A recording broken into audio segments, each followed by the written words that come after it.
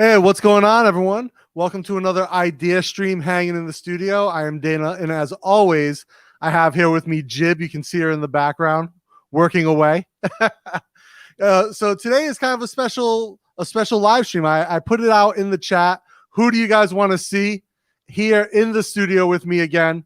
Because I had a lot of guests with me on my mega live stream. We went 6 hours, and the gentleman who you see here with me today, the amazing Cornelius Low from Malaysian Pro Wrestling. Cornelius, thank you so much for taking the time out of your evening of villainy to come on and have a conversation with me. Thank you, Dana. It is my pleasure to be here on your show a second time, I suppose. Yeah. Well, I guess so. This is what, the fourth time I've interviewed you in total or had you on? Oh, has it been that many times already? My goodness. Yes. So it's now, and then your last live stream, and then the one I can remember is for BFM. So this is three then, right? Yeah. What was the first one then? Oh no, I guess this is it. This is just the third. Yeah. Okay, cool. Then there'll be a fourth in the future, I suppose. I hope so. So how are things down there in KL at the moment? In KL in general, well, overall, it has been a quiet. It is the Chinese New Year period right now here in Malaysia, and I've got to say, yes, it has certainly been a quiet CNY overall. Okay. Maybe a bit noisier compared to last year, but you certainly still hear some a good bit of fireworks actually. Really? All around. Oh yes. I don't know how people do it, to be perfectly honest. I'm not involved with that sort of matter. I'm not even sure if it's illegal. Do you guys burn stuff like that you want to have your ancestors or whatever to have in the afterlife? Yes, that certainly does happen.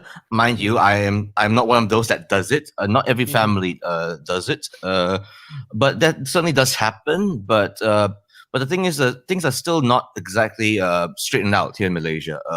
Cases are still fairly high. It's like, was today like about 2,000 or something like that overall in Malaysia? Wow. Yeah. So cases has been something between 2,000 to 3,500 around that range. Mostly in Klang Valley.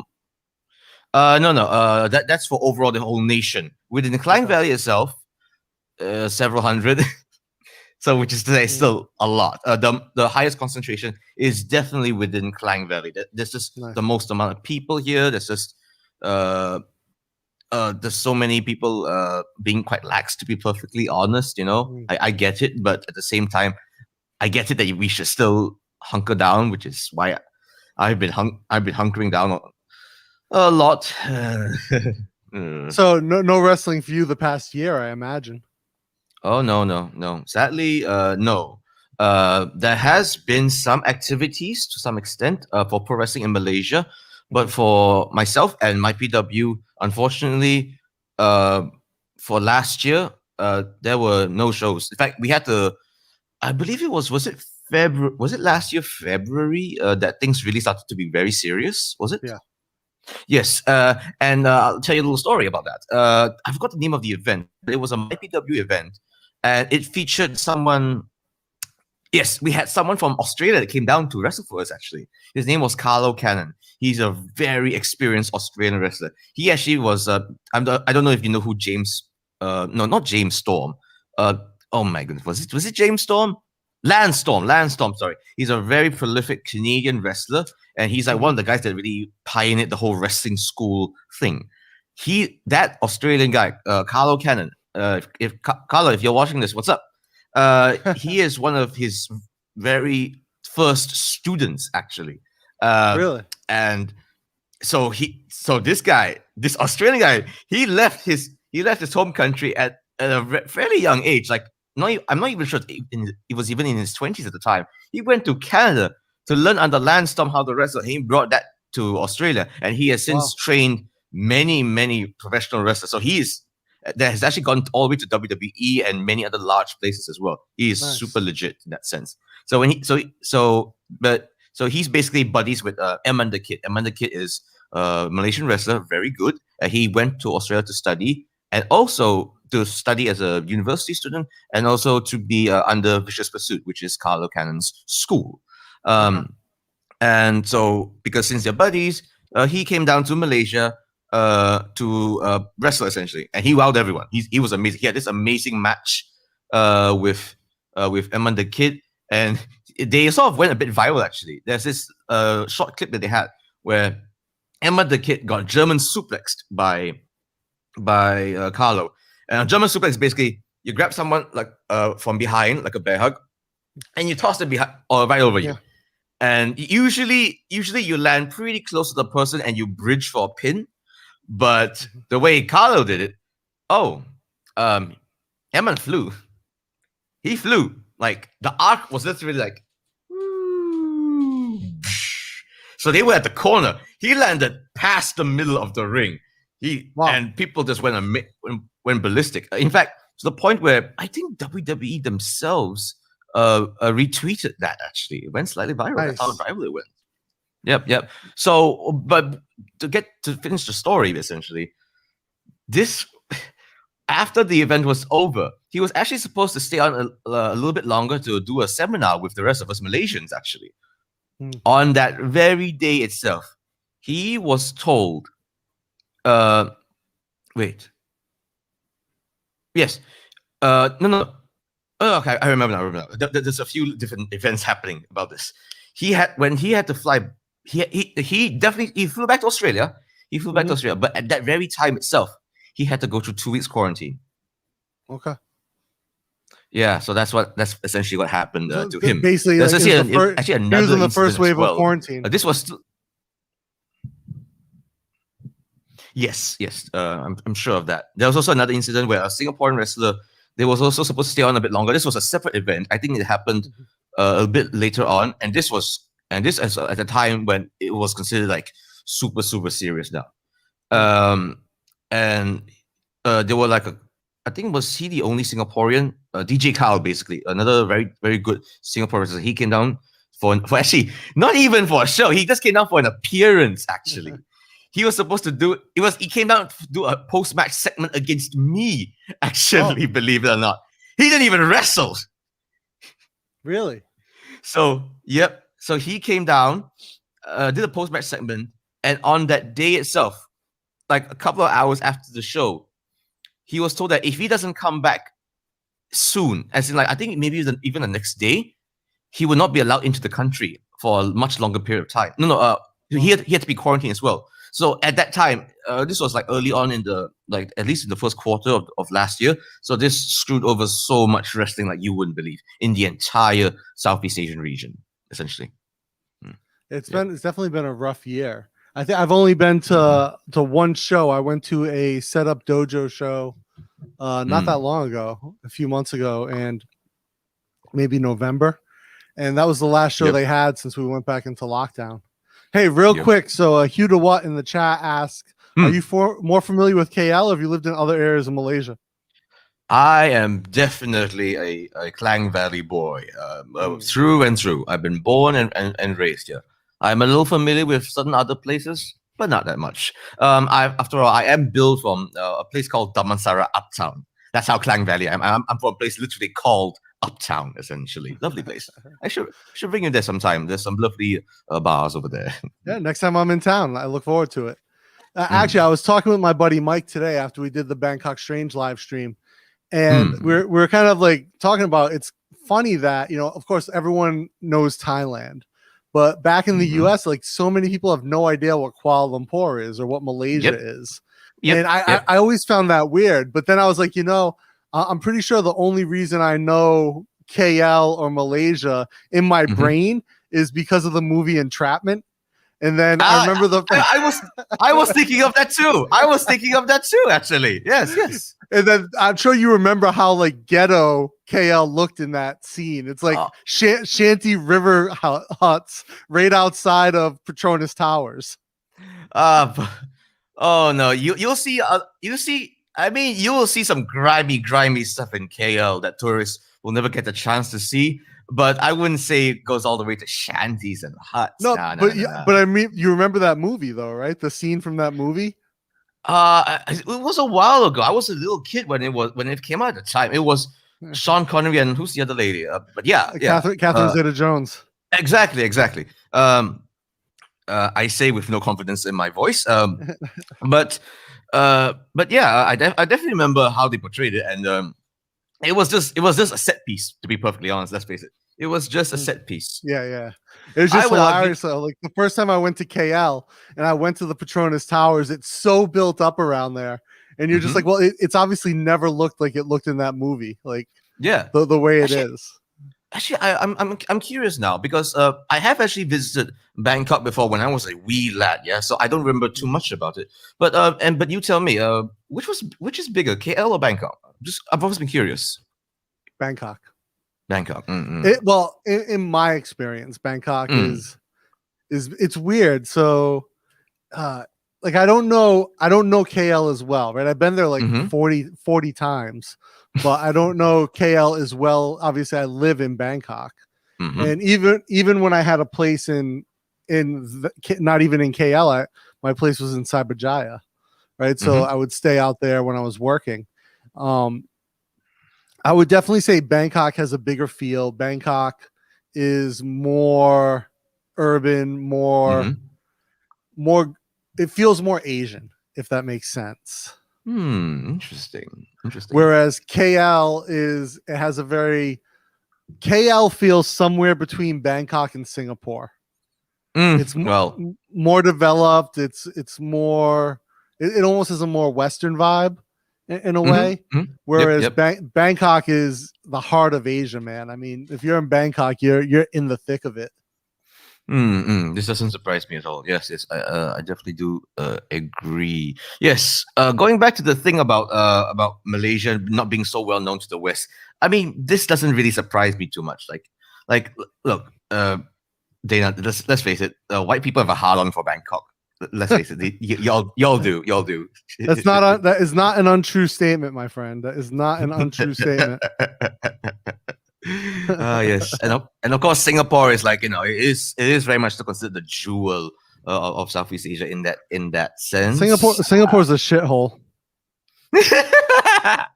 Use your words, not mine. Look, I mean, it's beautiful, it's safe, it's modern. It is no fun. The food is a poor ripoff of Malaysian food, right? And everything seems so stressful in Singapore. In my opinion, I suppose. I mean, maybe it's because like I when I go there, it's either to like enjoy wrestling or to visit family. So I almost view it from a tourist perspective in that sense. So that's why I guess I see it in a positive sense. Although for some reason, in hindsight. Just as a small aside, for some reason, it's at least twice now that every time we were booked for an event there, the Malaysian contingent that goes there, it's always booked in a hotel right next to Jalan Geylang. So like I see oh, these are the houses with all the numbers, and then someone underage will tell me, I saw someone in undergarments yeah. I mean, yeah, it's the houses with the numbers. A very historical area that we are in. Yes. Of course. So yes. Now you've never wrestled in Bangkok, right? I have not. I have wrestled in Malaysia, of course. Manila. Perth, of all places. Perth, yeah. Singapore. Wait. Singapore also. No, I have not wrestled in Singapore yet. Believe it or not. Oh. Yeah, this is strange. This is quite strange. I have requested before, but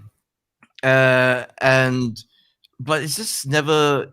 It just never came to be. Basically, I definitely wanted to last year, definitely. And there were maybe some plans happening for that, but nothing set in stone yet. To be perfectly honest, of all places, which is honestly just disappoints me a little bit because I have been to shows that I went there myself to just watch actually, and to do other stuff for the matter, to watch shows. So I don't know. It's always been a dream of mine to actually finally go there and wrestle the guys there because it's almost like, this is my personal opinion, but I love it when Singaporeans come down to Malaysia to wrestle because it's almost like meeting your cousins. It's like they're different, but it's the same at the same time. So there's a lot of things in common. And the Malaysian and Singaporean guys, we're always chatting online actually. Yeah. Even to this day, like I we're in touch with the Singaporean guys really often actually. So yeah, a little sad about it, but maybe once this whole pandemic is over, maybe I might go down. Maybe. Is there any pro wrestling in JB? The answer is no. No. There were events. I'm sure you know why I'm asking, because that would be the perfect, like for Malaysia versus Singapore, that'd be the perfect type of promotion. Okay. Well, not JB. We had something like that, but it was in Singapore. So not JB. And the reason why, I'll get to why I hesitate a little bit about the whole JB thing, because as I said, there were wrestling events in JB, but not by MyPW. Oh. I'll get to that in a second. But there was actually something like that. I've been to MMA events in JB on the roof of a shop, on the roof of a shopping mall. Okay, that sounds decent enough. That sounds decent. Okay. Hey, quick question we have real quick, Cornelius. Emazaki and Bodo asked if you ever had a table match. I have not, because I don't know how if anyone realizes this, but for some reason Americans have really cheap furniture, so y'all can go just plow through them all the time. Whereas for us, like a table is like, holy crap, what? And I found out later there were hardcore matches in Malaysia before, and I wasn't involved in this match. But the people that were involved with the hardcore match, they wanted to get a trash can, like a typical metal trash can, like silver and chrome and ridges, the classic trash can look essentially. So it's not plastic; it's metal. Yeah. Oh, how much was this thing? Was it over 100 ringgit or something like that? That sort of thing. Yeah, for Malaysia, that's expensive, man. Yeah, because we typically don't use that sort of trash can at all. It's either like a big black plastic one, or we'll have like those rectangular ones with the wheels, but that's like given by the government. So no, we don't use that at all. So that was seen as a novelty thing, but everyone knows what that trash can looks like. So yeah. So we have to be kind of careful with what we can use. Like we've used ladders before. I haven't been in a hardcore match, to be perfectly honest, but there's been many uses of ladders. I've seen people suplex on ladders before. It's gnarly. Yeah, it definitely doesn't look good. Real quick, I want to say hi to Twitchy, who's checking out the channel. I watch Twitchy's channel sometimes, and I was looking for my work permit real quick. So he calls a lot of people out. Oh dear. Well, what do you mean by calling people out? Oh, because Twitchy's he's apparently a consultant with he has his own consultancy for getting people like paperwork and setting up companies, and he calls a lot of vloggers out because of the definition of work in Thailand. And if you don't have a work permit, you're in the wrong. And so I was looking for mine. I just renewed it. It's getting renewed this week. I have same as him. I have my own company and issue my work permit. So I was like, oh shit, where's mine? I want to hold it up. Real quick. I just said I've been watching your videos. Can I ask what do you shoot your vlogs with? So Twitchy, the walk and talk vlogs with GoPro Hero 9 Pro, set to linear on horizon leveling with hyper smooth set to boost. And then any of my B-roll that you probably haven't seen lately gets shot with my Fujifilm X-H1 in either 35mm prime or the 16-55. I have a Rode Procaster. I don't know if that helps. He's asking about my camera, about the camera. Oh, and then these live streams are shot on my Logitech 922C, whatever. I think it's a 922. So you've taken a chair shot before though, right? Didn't I see you get hit with a chair when the night I saw you wrestle in KL? What did I know? Was it? Oh, wait. No. I think there was a chair. Was the match that you saw me live in? Was that the triple threat? No. It was I forget who you were against, but I was blown away by your presence. That's why I started talking to you and we kind of became friends. but I think that that was the same night that was the night that Dr. Gore, Gotham, and someone else did the triple suplex off the turnbuckle. Ah, yes, yes, yes. I think so. Yes. Ah, man, that Yeah. was that's such a good while ago. I can't remember who I wrestled against. It has been a few good matches already. Yeah, yeah. But I definitely remember you because you came to support your pal AJ Pyro. Yes, AJ yes, Pyro, yeah, yeah. His wife yeah. used to be my producer for my EFM show. Ah, I see. I see. That's how you got to know each other. I knew actually, as fun, oddly enough, I knew when I was reffing MMA fights. I met AJ and Emily through that whole world. With when I was reffing, like because we would ref fights in Borneo, KL, all over Malaysia for the Mima tournament. And so that's how I know Pete. That's how I know Peter, who you also know. I know Rashid, AJ, Emily, but Emily and I, because we both came from the startup world, were really close. We kind of hit it off really quick and got close. And then she's the one who connected me with EFM to be one of the personalities on their show. And I asked that she be brought on as my producer instead of working with someone else, because if I was going to travel, I want someone cool to travel with. Nice. Yeah. Funny thing. When you said Peter, you mean Peter Davis, right? Yeah. Was it? Yeah. Funny fact. I don't know if he's still with them or not. But you used to train with him at Monarchy, right? You told me. Moifit actually. Moifit. Okay. No, he's at Monarchy now. Yeah. Oh, okay. So that's where he is now. Okay. I haven't been keeping up to date with MMA a while. So yes. So this was back then, all the way back then when he was still with Moifit, and I was also in Moifit as well. Now, excuse me. Now, I guess I'll mention this. Now, I don't know if you knew this. Did you know why I stopped MMA actually, Dana? I just assumed it was to pursue pro wrestling. Actually, no. The reason why I had to stop actually was because of a freak accident. Actually, really?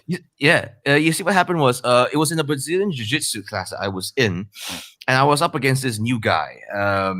I wasn't very experienced myself at the time, and I had been training in MMA and BJJ for a good bit of it was close to a year at the time. So I wasn't any good, but at the time I was actually like decently athletic, actually. Not super athletic, but like decent, where I could like really push myself.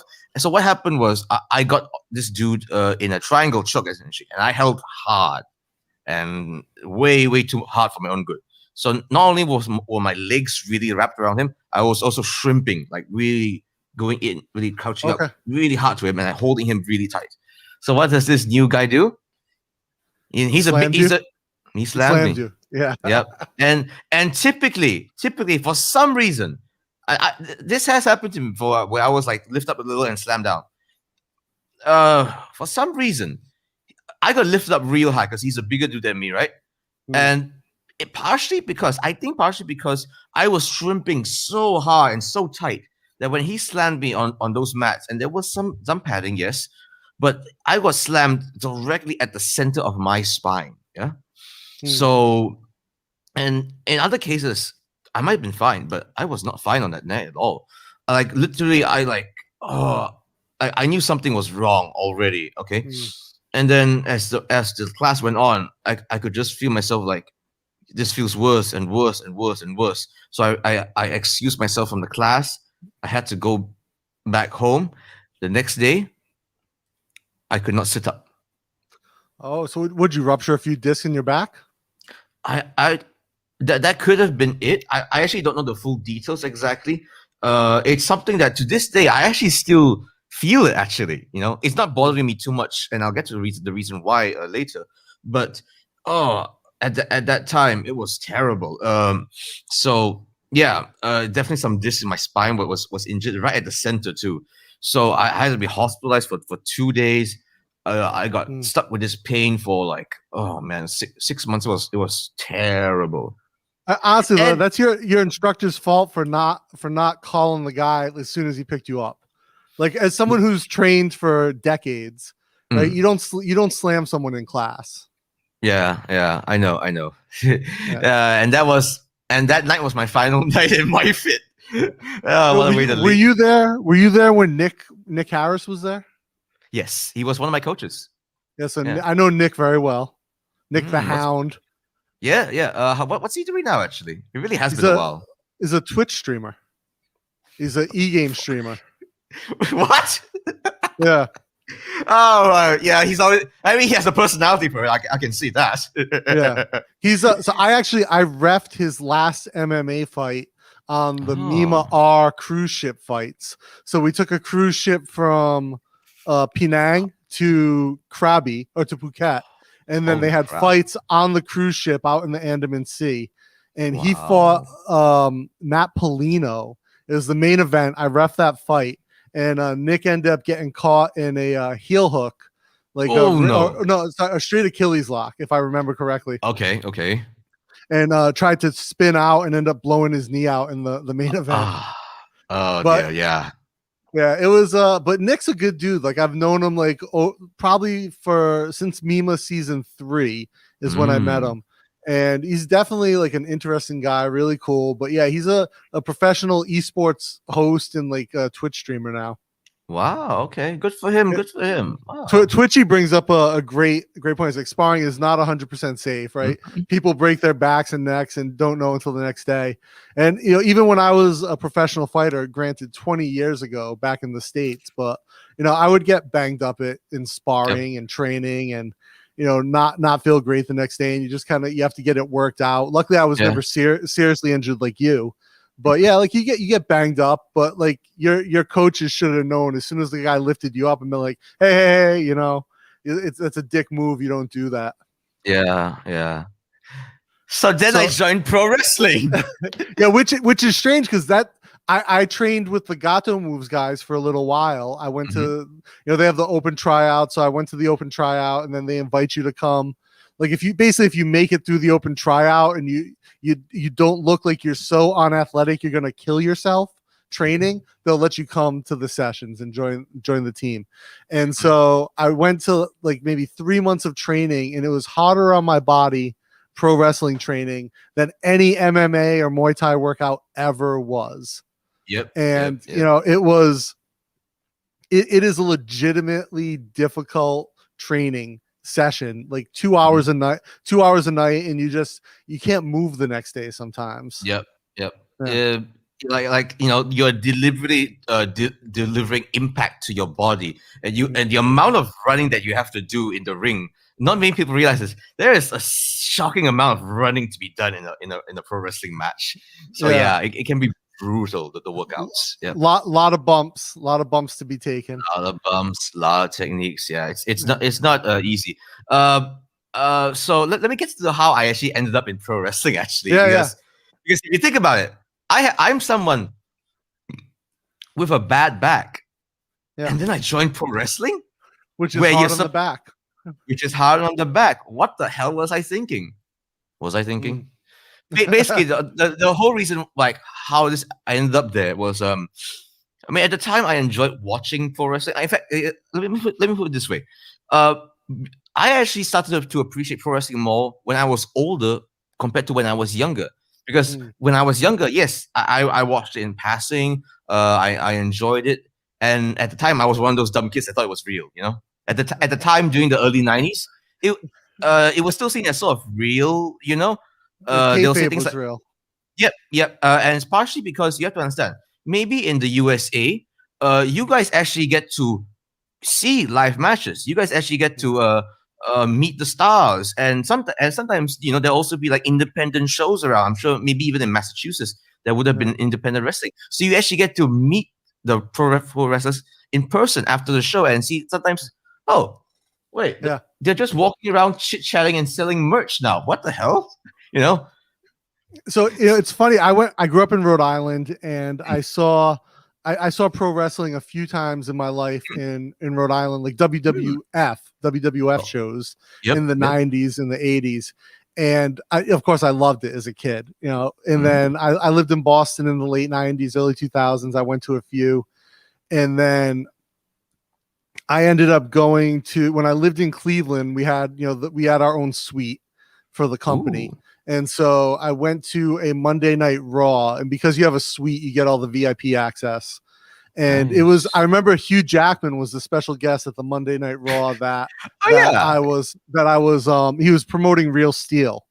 And we were there, and because you have the VIP access as the suite owner, after the show, if you want, they'll take you down and they'll do all the meet and greet. And the difference was that when I started in the 90s, right, kayfabe was very real. Like kayfabe is real with you. You wear the mask all the time and when you talk to people.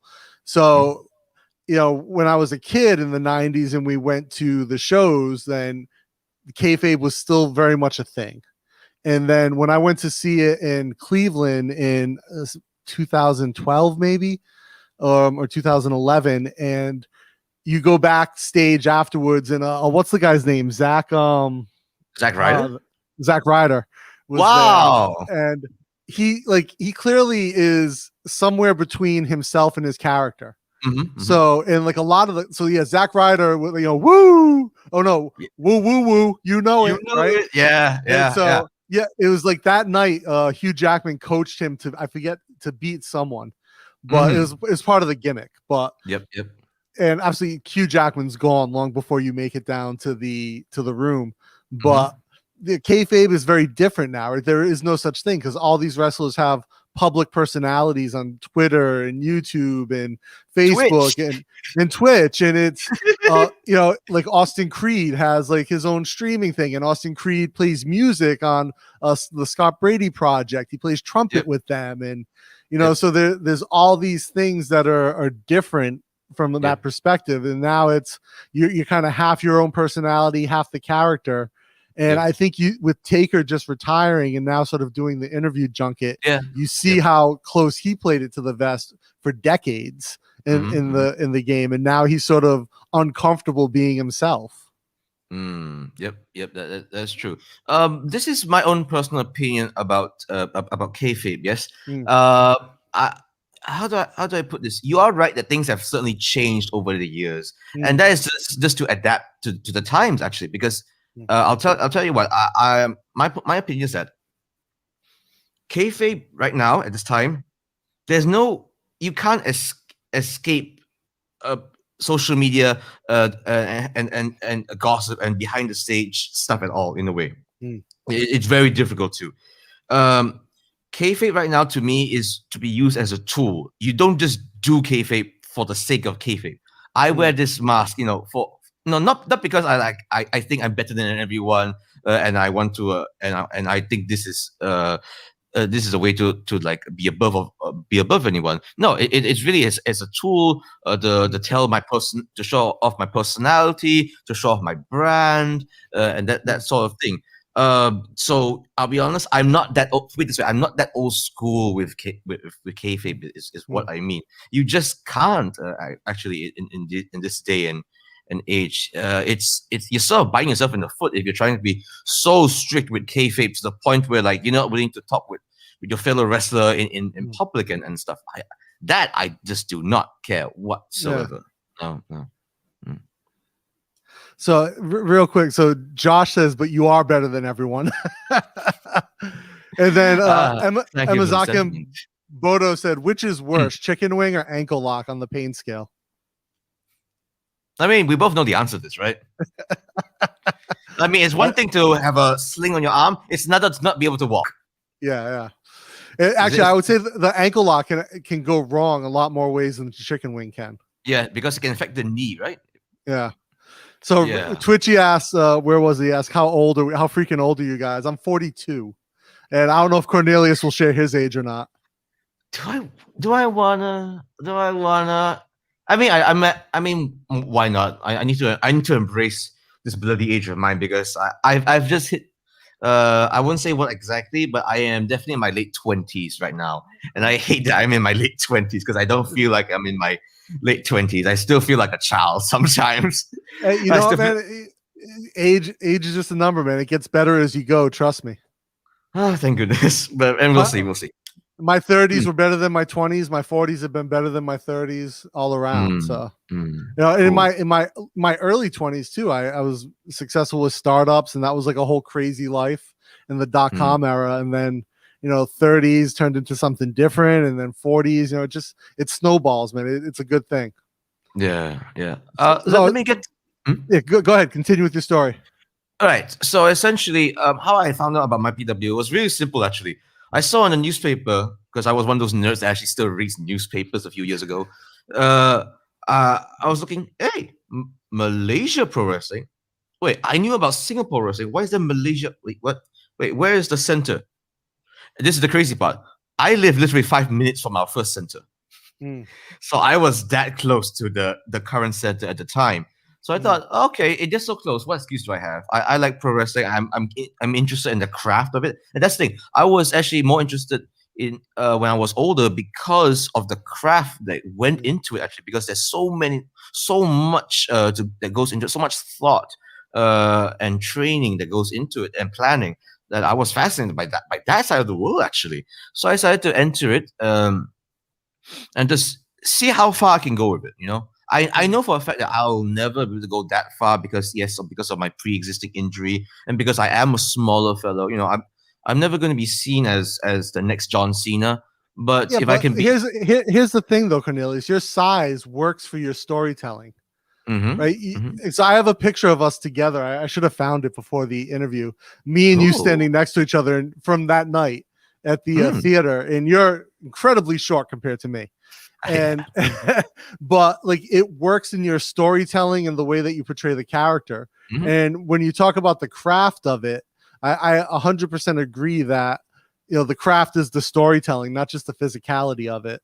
And that's one of the things I love. The reason I'll fly to KL to go watch my PW events is specifically because the storytelling is, I don't want to say it's better than the pro wrestling in Thailand, but it's different because they're more of a Japanese style. They do strong style, and it's about hard hits and reactions, and there's not a lot of overarching inter-character play and storytelling and character development. But when I like the same thing in the Philippines, the Philippine pro wrestling is very similar to my PL in that storytelling style. But my PL resonates with me because I'm so close to Malaysia, you know? Yep. That's true enough. I definitely okay. Well, I see Twitchy in Thailand make a comment here that I want to address right now. How do you compare kayfabe to being a stuntman? Yeah. Well, there's two different things. A stuntman is someone that does risky stunts on behalf of an actor. Whereas pro wrestlers, in a way, we are the actors doing the stunts themselves, actually. So kayfabe, how do I explain kayfabe? Okay, let me try. Kayfabe is sort of like the world within wrestling. It's like film, the reality within film. You know, when you watch a movie, you're not if they're not saying the actor's name, they're saying the character's name. So that's what's happening there.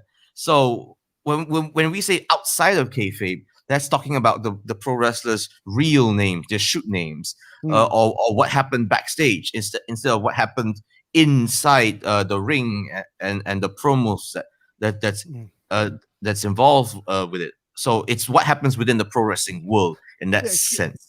Yeah, kayfabe is more the acting than, I think, from a stunt perspective, the physicality of being, especially depends on your style of wrestler, but the physicality of doing the wrestling moves is similar to the physicality of being a stuntman, but the kayfabe is the acting side of it.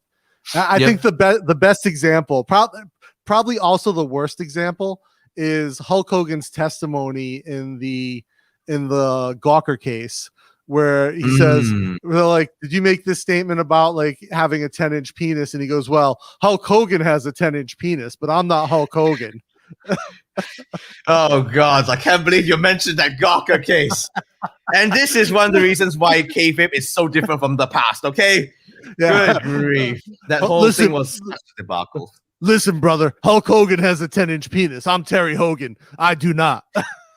Oh yeah. He changed his last name from Bolea to Hogan. Yeah, I remember that. Dr. B has a very good comment. He says it's not the size of the character in the show, but the size of the show and the character, which is definitely true in your case. Yeah, that is certainly true for me. I am one of those guys that put it this way. Let me continue on with the story, and it will relate to this statement here. Great. So when I started off, yeah, I was horrible. Right now we actually have what was it called? A trial session to see whether you're qualified to be in MyPW. Back then, there was no such thing. I just like contacted them. They said, "Hey, come on down and train with us," and that's what I did. So I never went through any trial session whatsoever. And if there was one, I'm almost 100% certain I would have failed it and kept failing it until I gotten better with my athleticism and all that. And so I struggled real hard initially. I did not debut until one whole year later, basically. That's how long it took me. For some people, it could have been 6 months. I knew someone that debuted within like 3 weeks or something like that. You know, they could pick things up and stuff. And there were also events that necessitated more bodies. But yeah, it took me in particular one whole year. There were and my coach has actually said on a separate podcast before that there were a lot of people doubting me. You know, Shaukat, the founder of Measure Pro Wrestling, said that there were a lot of people that wondered whether I could even do this at all. And I absolutely agreed with that statement because I definitely didn't thought I was acceptable for the first year. But I had a lot of plans. I had a lot of things that I thought I could do to prep myself and make myself look legitimate. And one of them is, of course, building up the whole character and stuff. So essentially, Cornelius Low, with very few exceptions, I have almost always played a heel, a bad guy, essentially. Yeah. I am basically the uptown lowlife. I am a walking contradiction. I call myself a lowlife, but I'm from the uptown. I call everyone else low lives. I come out with this obnoxious entrance where I will steal the announcer's mic and I will yell out my own name and get all the boos rain on me, and therefore I get support for the good guys in that sense and make the people want to cheer for them instead. One of my most memorable moments actually as a heel was this actually involved a bit of improvisation actually, because I was told that I was going to get my first ever belt, my MyPW national belt. It was a belt introduction ceremony in that sense. So I was told, I came out, I did a short promo, everyone doubted me. Come on, bring out my belt. I was told someone was going to bring out a belt, and it turns out it was basically one of the members of Lalang Squad, who are basically our ultra fans in that sense within MyPW. You might recognize them. They're the guys in the purple shirts, always yelling at every damn thing. They have definitely insulted me many times. They sit in the same section, yeah. Yes, they always sit in that same section, and they're just a rowdy bunch, which is what we want in pro wrestling. And so basically, the leader of that bunch, he came out with a bag, and I was so insulted. I paced around stage what? Why is it? I thought it was going to be someone famous. Shouldn't it be someone famous, essentially? So he took out the belt. And so what I did was, what did I do? I pointed at him. I pointed at the belt. I pointed down at the floor. And I pointed out of the ring. And I kept doing that at least 5 times without saying a word. To the point where he wanted to shake my hand. I was like, no, out.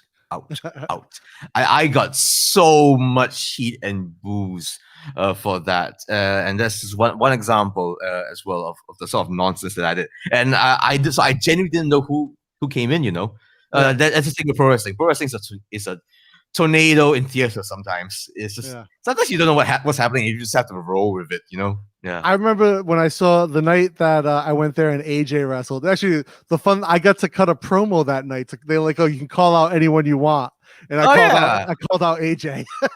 Shit, yeah, you did that. Yeah, that was. But I remember when you came out, everyone was booing you, and you came out like you were getting a standing ovation from the crowd. It was amazing, and I thought that is the best heel I've ever seen in Asian wrestling. Thank you. You just came out like. You were bowing, you were like holding your arms up, and they're booing you, and to you it's like they're cheering you. I just thought that was great showmanship. Yeah. So Twitchy asked, do you guys study people like P.T. Barnum, like true showmen? Interesting. It's not that we do seek inspiration from other cultures, so to speak, from other showbiz or related stuff. And that has been to our benefit. For me in particular, without saying too much, I actually come from a little bit of a theater background. Actually, Okay. you heard me mentioning improv just now. So that's Yeah. where my improv skills came from, actually, from doing a bit of theater. So that's kind of why I'm actually why I am a decent promo, why I can improv in the stage. So and why my character work is a little bit above others, even within the Southeast Asian region, because I've understood all this even before coming into pro wrestling. That was like my one saving grace when I first started off, and it's paid off well for me, as you can see. Yeah, I mean, not to say that you have a lack of physicality, but you don't have the physically biggest presence in the ring, but you definitely have one of the biggest presence in the ring as far as your character. Oh yes. I mean, yeah. I've been told before by my coach. Yeah, I guess I'll mention it. So right now within Malaysia right now, things are a little weird right now because there is Malaysia Pro Wrestling and there's also APAC, I didn't Asia know Pacific. that. Oh, you didn't know? No. Oh, this will be new to you. Yeah. Dana, there's two wrestling promotions now. Oh, when did that happen? Since when? This was I can't believe I didn't tell you this. It's slightly embarrassing. This was several months ago. Yes, they've opened up. So there's MyPW and APAC Wrestling, both founded by the same person, by the way. Oh, really? Yes, and they are both separate companies, mind you. Well, I think we had a split in Thailand as well. We used to have Gato Move, and then I don't know the details of what happened with Emmy and in the Gato Moves team, but something happened and Gato Moves and it seems like it ended on a good note because Emmy was there for the last show, right? And then everyone came out right at the end, but that ended and now there's Top Dojo in Bangkok and there's also Setup. Okay. So Pumi runs Setup, and then Bad Company left. They split and went their own way, and now they founded Top Dojo. So all the guys from Bad Company, and then Jibsy went to Top Dojo, but Blue Lotus went to Setup, and it's kind of like a big. It's a little strange at the moment. Yeah, so I think that's what's Malaysia going through right now, and but the difference is that I don't know how obvious this is, seeing as both companies were founded by the same person, but obviously it's a little strange.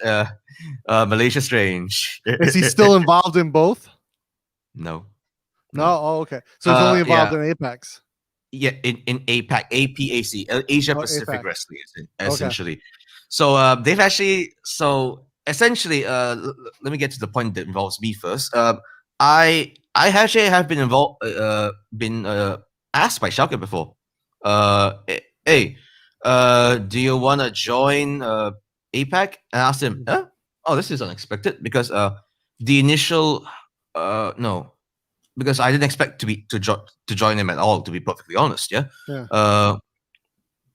because a lot of the Malaysian wrestlers went, a lot of them, when I say a lot, I mean almost all, it's to that point. Went to APAC essentially. So obviously some stuff happened, which I how to say, I don't know the full details of it, which is why I have no confidence in talking about it transparently, to be honest. But how to say, now to my surprise, I was actually asked, hey, do you want to come and join us? And I asked them, hey, why? I'm a little surprised by this, to be perfectly honest.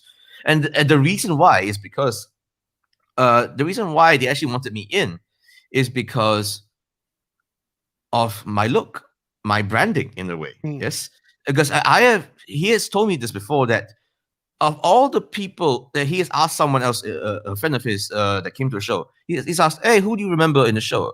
The only person he could remember was me, apparently, because I'm the only guy wearing a vest, suit, tie, and mask. So I was super memorable. He remembered that definitely stand out, yeah. Oh yes, definitely. So he said that, oh, I mainly remember there was this Chinese guy wearing a mask and he was talking really well. That's the main thing I remembered. Yeah. So yeah. So that's those are like I guess that's my charm point in that in that sense. And I could and I think it's so obvious that I'm still more affiliated with my PEW now. Although I really have to stress that I am still good friends with people from both sides, from what I can tell at least. I still talk with people from my PW. I still talk to people with APAC all the time. I am very Swiss about this. I insist I am very Swiss and neutral about this, to the point where like I actually will you wrestle for both? Yes, I would if allowed to, and if I'm not allowed to, but if I'm not, I'll insist that I'll be allowed to. I'll be perfectly honest, because I really don't see myself being tied down, to be perfectly honest, even though I am the national champion. So I don't mind being involving myself more with my PW now. But if there is opportunities that'll come up, I mean, I'll take it. I don't mind. So that's sort of the weird thing going on with my PW and APAC. Now, APAC actually folks, you can actually check them out on YouTube. Actually, APAC has been arguably more active because they actually have released shows online actually that you can watch right now. Actually, so they've got like quite a few episodes out now, so you can just find them very easily. APAC space wrestling essentially. So they've been able to pump shows out within the pandemic period at the time. I think they could like do things safely, like how WWE does, where there was next to no crowds, the people involved were wearing masks and stuff, so it was safe in that sense. So Dr. B says, get involved in both, but have it appear to not be sanctioned. You're above, but you don't care. You're above the rules. I make the rules, don't I now? As the uptown low life. Yes. Twitchy says he's looking at your Instagram. And guys, Cornelius's Instagram link is in the description. So definitely please go check him out. Yeah, your Instagram is a good time. Appreciate that, everyone. You've been a little inactive lately, though. On social media, you mean? Yeah.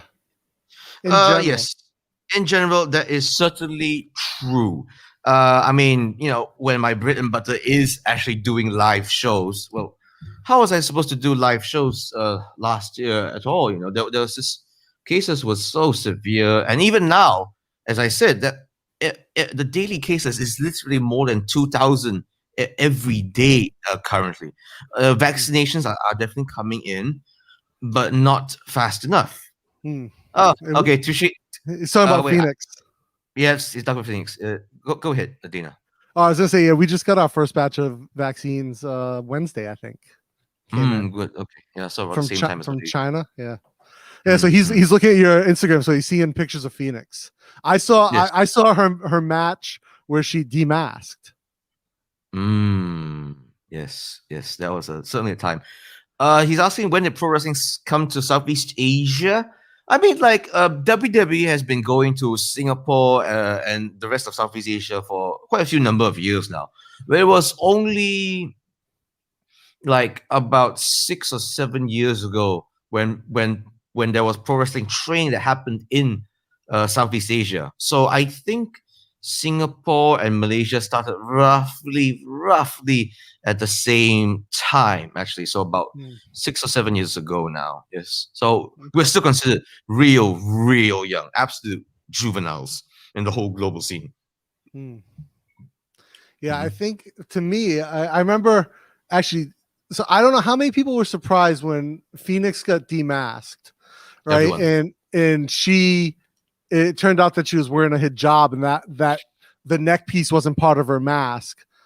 Did anyone in the audience suspect that she was like a Muslim girl at all, or was everyone just shocked? I mean, like if people have ever approached her after a show and heard her speak, yeah, they'll know she's Malay.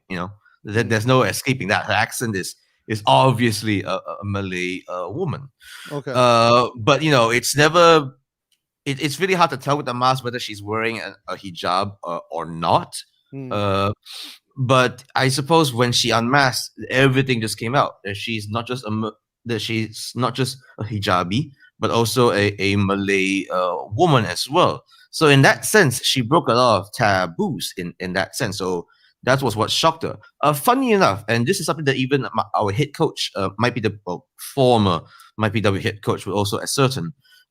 She definitely got quite a bit of she's gotten like quite a bit of press from her masking, but it's not that particular event that actually took it over the top. Actually, it was when she won her first ever championship belt in a fatal five-way match, a five-way match that I was involved in, that really put it over the top. Because it's one thing for her as a masked wrestler to unmask and show that she's a Malay person. It's another for a hijabi female wrestler to fight against four guys and win a championship belt. Indeed. And then she ended up going on to England and wrestling in England, right? She not just wrestled, she trained in England for a good bit, actually. Nice. Yeah. And then the pandemic happened, naturally. One of my friends, Javier Truello, who's a professional fighter, and then he went to England, and he was the Full Metal Dojo middleweight champion, and he went to England and trained catch wrestling at, I think they call it the Wolf Pit or the Venom Pit or something like that. And catch wrestling, Wickham, the Snake Pit. Yeah, Snake Pit, yes. So he trained out there for like 6 months, and then he fought for the bare knuckle boxing championship at the O2 Arena. And then he ended up going back to America because of the pandemic. But yeah, he trained with all those guys at the Snake Pit. He trained with them, and a lot of them, it's like 50-50 out of that gym. Half of them are pro wrestlers, half of them are MMA fighters. Because the catch wrestling, it's in that weird place where it's both like you can use it for shoot fights, as we say, like real fights, and pro wrestling as well. I wouldn't say I'm a catch wrestling proponent, but I'm a real fan of British style technical wrestling, because a good British technical wrestling match is beautiful techniques, beautiful manipulation of the body, and just like it's. I remember I used to be a big fan of I don't know if you know what this is, WCPW, What Culture Pro Wrestling. That was it's an indie company that's based in the UK, and that was my first real foray into like really watching what actual British technical wrestling is, and I love that style because I don't know, I do use a little bit of what they teach in my own matches to some extent. It's just beautiful, and also partially because it's technical wrestling. It is easier on the body technically than some other styles. Yeah, for sure. And I think, again, the Japanese style, the strong style, I love, but it's hard on the body, and like all the heavy slaps, the heavy hits, big bumps. Okay. I need to actually, I have a little, let me tell you a little bit about Japanese strong style, actually. So you mentioned all the slaps and the hits and stuff. With certain exceptions that I'll get to. In a way, Japanese strong style, if you do pure Japanese strong style, it's about as safe as British technical wrestling. You know? Definitely. I don't know about that, because I don't know like pure Japanese strong style. I've never been to Japan to watch wrestling, but when I watched it in Bangkok with the Gato moves people, like the bumps they take are pretty serious bumps. I mean, technically well executed, but a higher risk bump than you should be taking with a mat on the floor in a theater. So what I mean with that is that how do I say, Japanese, a lot of people like misconstrue that it's just a pair of guys just smacking the shit out of each other. And I'm not saying there's no bumps within Japanese strong style, but what I'm saying is that instead of how to say, instead of doing like bump after bump after bump, I have seen matches where it's pure strikes, where it's just guys wailing on each other, and half the time they're doing what we call selling. They are acting. They are basically like showing they're like struggling with the fight. They're struggling to stay strong, and half the time it is just an act, but a really well executed act. Now, there is an exception to this that does make it risky, in that some people really just take this idea of just wailing on each other too far. What's that thing that they do? What's that thing that they do in not Muay Thai, but the other Muay? Baran? What are you talking about? The Cambodian one, the belt knuckle box. I'm talking. Muay Khmer. Yeah, basically shoot Oh headbutt. no! Is what I'm talking. You're thinking about Litway. Left way. Yes. Burmese boxing. Yes, I have such strong opinions when it comes to what we call shoot headbutts. Yeah, because but shoots do seem to happen quite a bit in Japan as well. Who are the two girls? The one girl that she ended up having to retire after. Wow! You know who I'm talking about? The big chick. You know about it. Of course, I know about that. Come on, man. What was that name? Act Yasuko, I think. Yeah, and then she ended up, the big chick ended up going to fight in Korea in MMA. Yeah, she's blacklisted. So what happened? Yeah. So okay, that incident, that is not an example of strong style. That is example. No, that's a shoot. That's a shoot. That is a shoot. That is not strong style whatsoever. Because the whole idea of strong style is that you're waiting on each other, but you're still supposed to keep each other safe. You're still supposed to, after the match, you're done. Maybe you're a bit bumped up, but at the end of the day, you can still walk on your own 2 feet. What she did was outright assault. That was not progressing what she did. Yeah, no, I 100% agree. 100% agree. Yeah, but I'm just saying, like, that does seem to happen in the amateur ranks of Japanese wrestling quite a bit. Yes, it does happen. Even if this has happened in American wrestling, it has also happened like a little bit in Malaysia as well. I can't recall exactly which ones.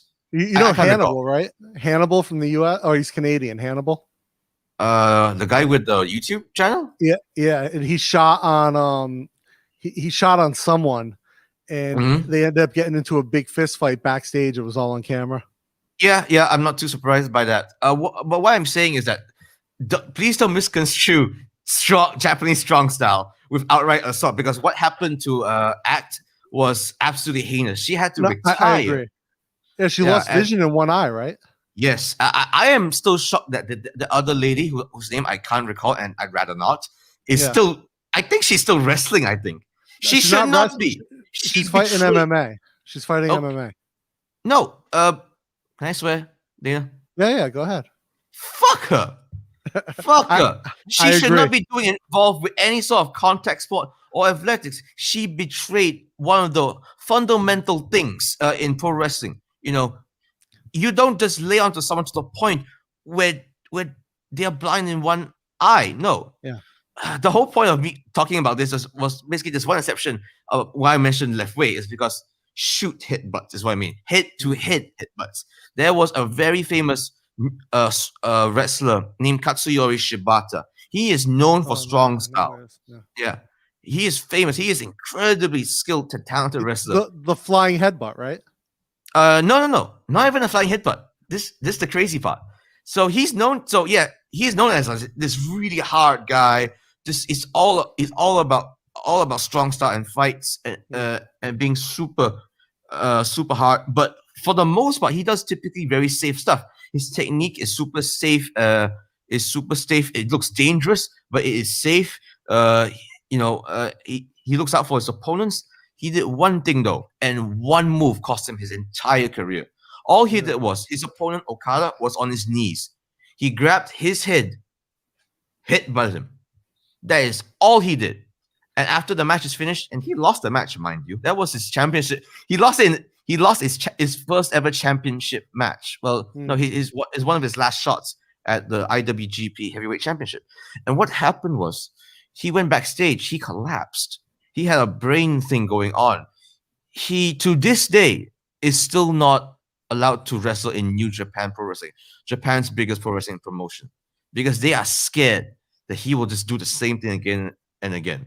Shoot, hit, like there's just some techniques that you just don't do in pro wrestling anymore, at least, which is why you don't see chair shots directly to the head anymore. You see all people throwing their hands up to the back, or to the chest, or if you can do it to the head, put your hands up, whatever.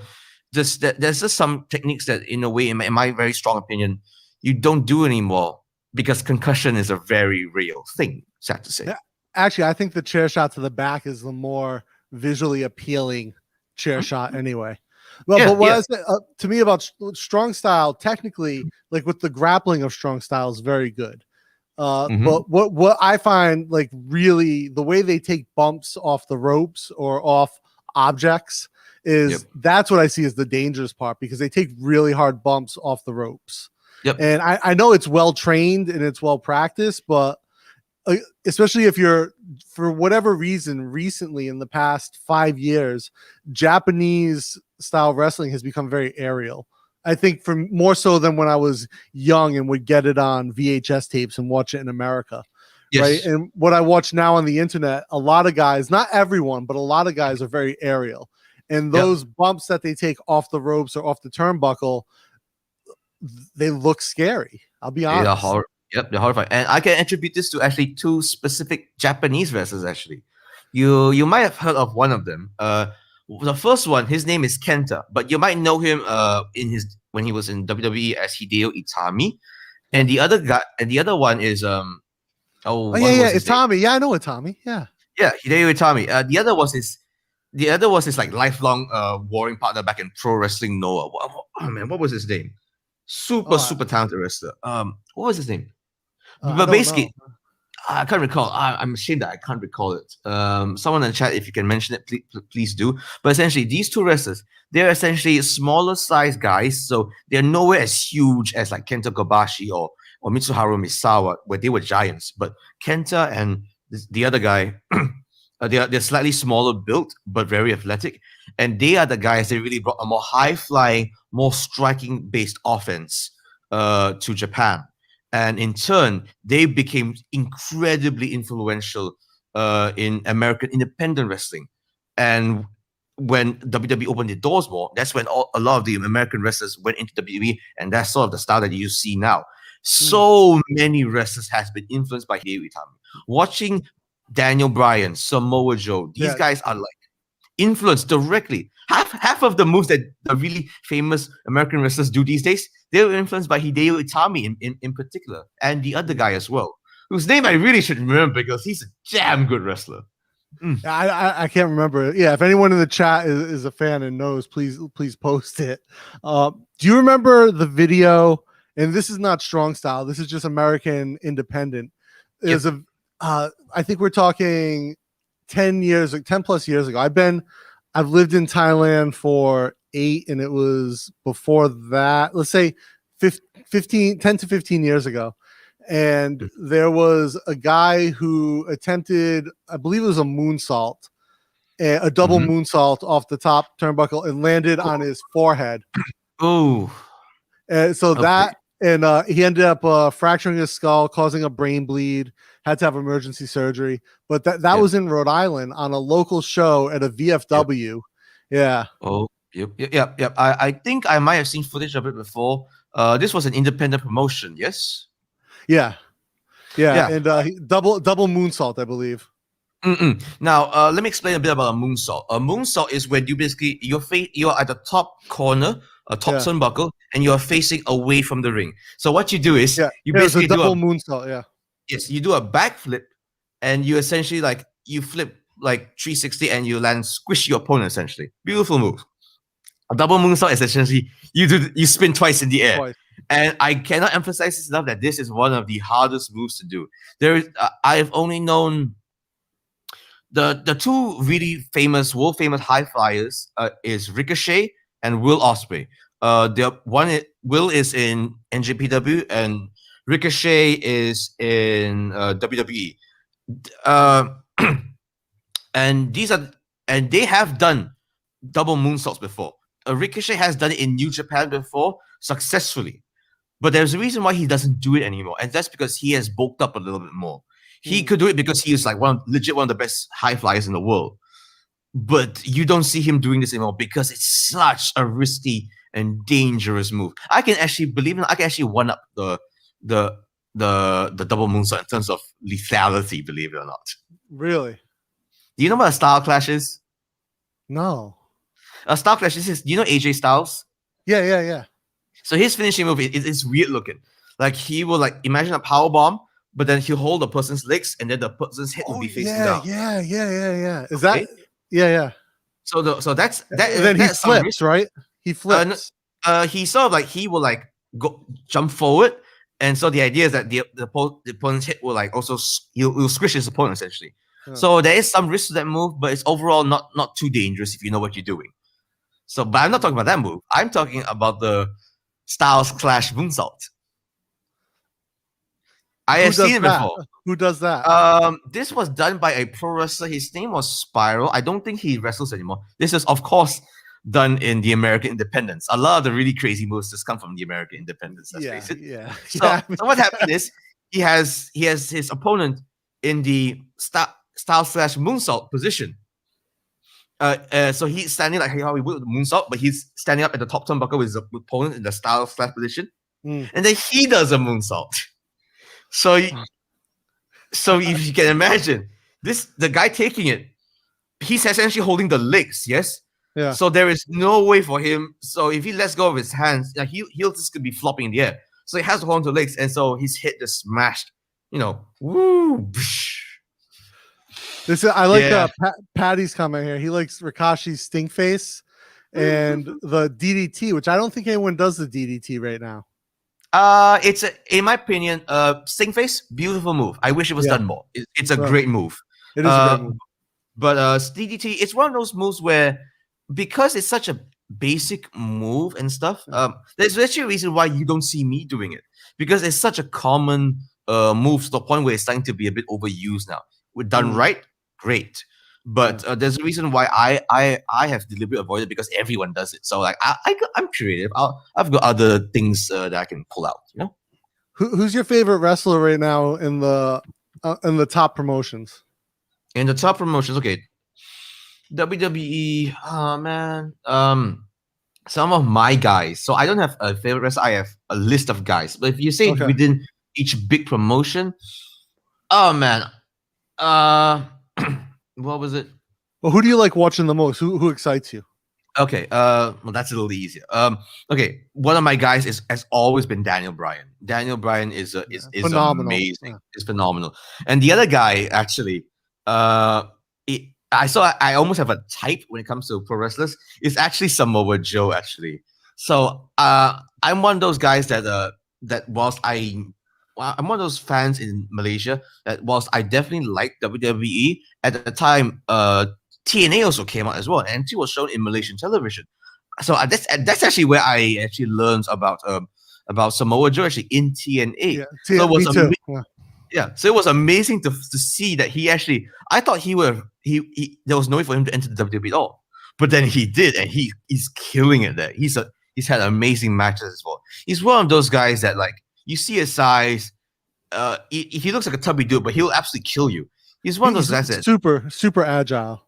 And actually, his career was kind of a slow burn, right? He didn't really have a meteoric rise. Samoa Joe had a really slow burn into stardom. Even in TNT, he wasn't like super popular. He was popular, but he wasn't the top draw. Oh no! Within TNA, he was definitely seen as a top draw. There is a reason why he had one of the longest undefeated streaks in TNA. They absolutely saw value in him at the time. But the amazing part was, how to say? But they definitely as years went by, he had to definitely reinvent himself a little bit. And for some reason, I don't know how he was never known as a promo guy. Now he's absolutely known as one of the best promos in WWE. Like his smack talk against Brock Lesnar was amazing. Yeah. Like when he said to Brock with the ring pull apart, "Hey, you look at me. Hey, you look at me right now, or we can straighten this out right now." Like that was amazing. I love that he could reinvent himself like that. You know, I'm a big fan right now too of Xyla Lee. I think her name is Xyla Lee. Xyla Lee, yes. Especially since her heel turn. Yeah, that's interesting. Yeah, I heard a good bit about that. She's someone that they have definitely a lot of confidence in, which is why she's one of the few Chinese wrestlers still in WWE right now. If I'm not wrong, right? She's not the only one. No, but she's definitely the main draw. What I love her style is her moveset is super powerful the way she executes it, which I love. And she's learned. See, where I think Asuka fell flat was Asuka never really could cut a promo. Not in English anyway. I don't think so. Okay. ton of personality, ton of charisma, but like she just struggled with promos, especially against like Charlotte Flair or like people who are really, really good on the stick, right? Versus Xyla Lee is her style and her charisma is in such a way that her promos are actually pretty good, even though she has somewhat limited English. Okay. I'm actually going to be a bit of a contrarian to you, Dana, actually, concerning Asuka, because now that I think about it, yeah, she's actually one of my guys, actually. She might have been one of my first few, she was my first, how to say, she was probably the person that introduced me, one of the people that introduced me to Japanese women's wrestling, actually. And let me say this right now. Japanese women's wrestling is some of the best wrestling. It's really good, yeah. Really they are insane. So many innovative moves came from Japanese pro wrestling. I'm not saying she's not good. I love watching her wrestle. And when she was in NXT, she didn't have to cut promos against people who were better than her on the mic. Now she does, and I think it takes away. Again, I think it takes away from the mystique of her, like altogether. Whereas I think she's still a phenomenal wrestler. She's a great performer, but it just when I look at her performance overall in the WWE, I think from a personality, from a selling perspective, Xyla Lee outperforms her in that regard. And I like Xyla Lee's moveset a lot more. She executes it with so much more athleticism. Actually, believe it or not, I actually think Asuka, yes, you are right that that her accent actually is a little bit of a hindrance because she speaks with a very thick Osakan accent, actually. So some Japanese people, when they speak English, it's a bit clearer than others. With Asuka, yes, it is definitely a little bit thicker. However, I actually think that I see. We talked about it. Let me finish my sentence first. Essentially, Asuka, yes, she has the language barrier, but however, I actually think she's a better promo than Charlotte, believe it or not. No way. No, you put her in Charlotte. You put her and Charlotte in the ring together with a mic. Charlotte outperforms her in the promo every single time. It's just so charismatic. She actually speaks decent English, in my personal opinion. She doesn't let it get in the way of her trash talking. She will if she can't say it properly, she will scream it at least, you know? Yeah, but this is the thing. If it goes off script just a half a beat, she falls apart. And there's been a few promos where I watch her and it goes off script and she says the wrong thing and the illusion is gone for me. Where Xyla Lee knows enough that she's still able to carry the promo. Okay. I mean, it has been a while since I've actually Asuka's charisma is through the roof. Her walkout, her ring entrance is amazing. Her physicality in the ring is amazing. It's just when she actually has to cut a proper promo against someone else, and if it goes off script, it doesn't work. Okay. You have to understand, right, Dana, that that in WWE is super duper competitive to be able to reach that championship status. And mind you, Asuka she reached that champion status, but to stay there twice, right? Oh man, it's super hard. Yes, definitely. And it's super hard to stay at that top and to maintain that top level physique and character work and all that. So it's really competitive. If you slip up, there's always people trying to vie for that position essentially. Yeah. So let's get to this blasted statement. Go ahead. So Suburban Beer Josh, aka Penny Josh, asks Cornelius Low, I have a challenge for you. Would you fight Uncle Roger? Uncle Roger, probably the most famous Malaysian worldwide at the moment. Oh God, is he actually? Or Nigel Ng, right? Is his name? I know both names. Whatever. Yeah, sure. You'll fight him. I'll fight him. It'll be good for my brand. I get to lay it on Uncle Roger, who I'm sure some people find funny. Sure. So who makes better fried rice? You or Uncle Roger? I don't give a shit, man. I can't believe this fried rice thing. He is milking fried rice to the point of its molecular spec now. So yes, I will absolutely love to beat up Uncle Roger in a match or no. Oh, in real IRL, not kayfabe. Sure. I don't mind if I see him. Why not? So I think he's in KL right now, according to his channel. I'm sure he is. He went through quarantine, so I'm assuming he's back, probably permanently from the UK or for an extended period. My heart weeps for him. And for the Malaysian people. I don't know what's the public consensus, other than the fact that he is super well known. I'll give him that. That he actually, he was able to make a good hustle of himself. I'll admit that. I'm happy for him in that sense. But right now, it's just Uncle Roger. If it feels like there's billboards all around me that says Uncle Roger. I want to burn them all. Is he popular in KL in Malaysia? I can't tell you because I'm not about that. I'll be perfectly honest. So yeah, I mean, I do. You don't follow pop culture in Malaysia? I do actually to some extent. There are some local artists that I do enjoy listening to. Actually, maybe not as closely as I should, but it's one of those challenging things actually in Malaysian entertainment, because in a way we have to almost compete with the rest of the world, actually, with Hollywood and BBC even. It's very difficult in that sense. So Malaysian entertainment in general has always had a bit of a challenge actually to stay relevant. So that's why a lot of people hear of WWE first before they hear of MyPW. So even in MyPW, we've always had this challenge of trying to be as legit as WWE, even though what we do in MyPW and in Thailand as well is as legit as they come. I went through the proper training. We actually are professional wrestlers. We actually do genuinely work out. Our ring is an actual pro wrestling ring. So it could not be more legit than that. It's just that WWE is in a way the Hollywood of professional wrestling, to be frank.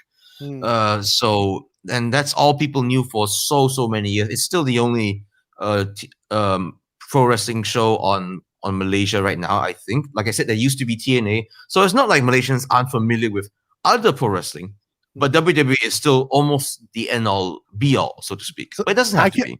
I can remember going to a Mamak restaurant in Malaysia. If you guys don't know, Mamak food is Malay street food. It's really good. But wait, hold up. Before you start to get lynched, Dana, Mamak food is not Malay food. It's Indian. Not? It's Indian Muslim food actually. Oh, okay. So it's not Malay food. Okay, Indian Muslim food. Yes, but it's really good. It's in Malaysia and it's really good. And I used to go when I was working in Malaysia, like I commute from Bangkok to Malaysia, and I would go out at night and have Mamak food, hanging with my friends. And I can remember sitting in the Mamak restaurant watching WWE up on their big screen TV. You're sitting like just outside. What in Mamak food, it seems like, I don't know if they're all like this, but the ones I would go to would be open all night, like until like 6 a.m, it seemed. There definitely are some that go way past. Yeah, there's almost there definitely are some that is like practically 24/7. That is certainly true. Malaysians, we love our late night eats, definitely. I always thought it's funny if you're there at like 1 a.m, 2 a.m, and I'd be watching pro wrestling. They put it up on the TV or the projector. Some of them had a projector. There's one I used to go to next to a Paradigm Mall called Saeed Bistro. Is a shop. I think I know which one you're talking about. Yes.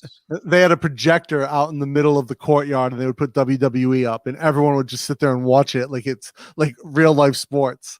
But if you're there at like 1 a.m, 2 a.m, a bunch of drunk Chinese people will show up to the Mamak food place from the club and just smash food and then take off. Yeah. I mean, like after a good pro wrestling show, after we pack everything up, we'll hit down to the Mamak as well, and just like ride the high. Essentially, it's real typical. I mean, actually, I've done. Now that I think about it, okay, in MMA, y'all have the cage, right? Yeah. Oh, cage or ring depends. I fought in both over years. Yeah. Do you guys also like, because for us, this used to be such this is legit the hardest part of pro wrestling, which is tearing the ring down from the center, taking it into the lorry, driving it to the venue, setting it up there, doing the show, tear it down, take it back into the truck, and then back to the wrestling center, and then reassemble it there. That was always the hardest part. Usually, as a fighter, that's not your job, right? You show up on fight night, like focused, ready to go. But when I was young and I was trying to be a professional fighter, or I was a professional fighter, to make money, if I wasn't fighting on a show, I would like go work for the promoter to go in and set up the cage or set up the ring. And yeah, it's definitely not easy work. Like laying everything out, getting it all set up, tightening everything down, and you know, and you'd make like $60 for the day to spend like 6 hours setting this thing up. You get paid. Well, I mean, that's how I literally I would try to make money, right? When I was a fighter, you know, back in the States, and like you're training, you're trying to work like a job and make money, have enough money to buy protein powder, you know, or something like that. And you just got to make cash wherever you can. So if a promoter's like, hey, I'll give you $60 to come, you know, set up the cage, and like a bunch of us would show up and set the cage up, and you know, hope it didn't collapse during a fight. In most shows that I was involved in, I was also involved with disassembling and assembling the ring as well. So it was. I think putting it together is a lot easier than taking it apart, in my opinion. No, for me, I don't know how it is for MMA rings and cages, but for pro wrestling, I would argue that setting it up is way more tedious. Like tearing it down. That's just a matter of like just unscrewing stuff and just taking everything out. I don't know. Maybe it's just things are built differently. There's just way more parts involved. Because in a way, with the pro wrestling ring, is it similar to a Muay Thai ring or a boxing ring, where it's just a frame with plywood and matting? It is different. I actually don't want to reveal everything because there's a little bit of magic to it. I sort of take inspiration from Penn and Teller. Do you know about Penn and Teller? Oh, of course, yeah. I love Penn and Teller. So their whole shtick is that they will reveal something if it's beautiful, essentially, if it's worth revealing. So that's what I'm doing now, essentially. If it's something like real, like anticlimactic, I don't know, no, that's for me to know and for you to never find out. So essentially, one of the biggest differences is that will be the ropes. Like I look at boxing ring ropes and I think to myself, God, you can fall out of that really easily, huh? Yeah, but that's one of the things with the boxing ropes, that they're very wide spaced. They're also, I know for a fact that pro wrestling ropes have more, not elastic, but more spring to them. Yes, and more tension as well. Like they're more tensioned. Yes, and legit, if you were to run the ropes, if you're a new person running ropes, you will get bruises on your back. Actually, that's how hard they are. Like people literally will get whiplash from hitting those ropes if you're not careful. Was it Mankind? Right, he almost choked to death in the ropes. That's a funny thing. Mick Foley almost choked to death. Yeah. Yes, because he did this spot, and let me see if I can explain it. He did this spot, and in the past, ropes were actually a bit looser than now. Nowadays, ropes are super duper tight. You will bounce on it like an elastic spring. Back then, it was definitely tight, and you can bounce on them, but they were a bit looser, and especially when Mankind is involved, because when he's involved, it was Mick Foley, not Mankind. When he's involved, I'm sure that the ropes were a little bit more loosened because he likes to do this particular spot. He's done it before, mind you. He will get onto the ropes and he will somehow end up entangle himself, right? Get wrapped up in the ropes. And he somehow got whacked in a way where he